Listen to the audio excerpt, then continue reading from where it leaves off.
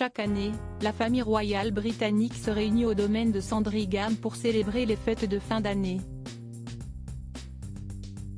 Comme d'habitude, les membres de la firme mettront les petits plats dans les grands avec des traditions peu communes.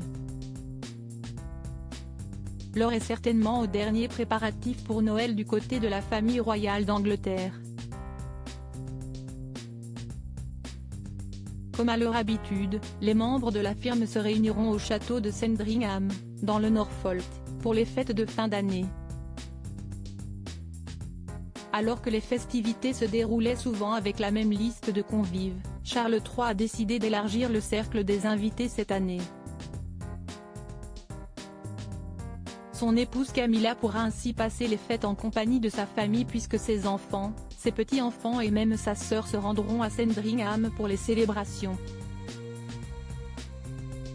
Mais une fois encore, Noël se déroulera en l'absence de Meghan Markle et du prince Harry, qui ont fait le choix de rester en Californie.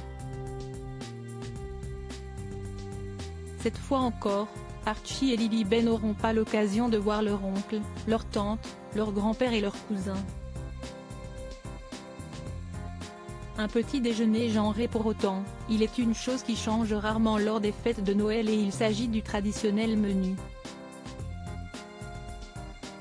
Darren Mulcahy, un ancien chef qui a cuisiné pour la famille royale pendant 15 ans, sait se remémorer ces moments.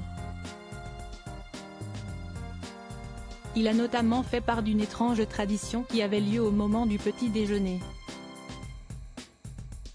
En effet, il semblerait que les hommes et les femmes ne dégustent pas le même repas.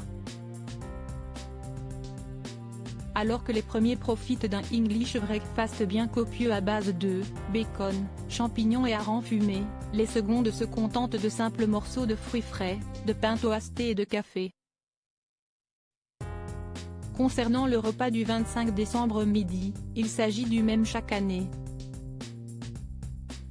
Ils sont plutôt ennuyeux en termes de festivités. Ils ne mangent pas de jambon ou quoi que ce soit, simplement de la dinde, a confié Darren Mulcahy.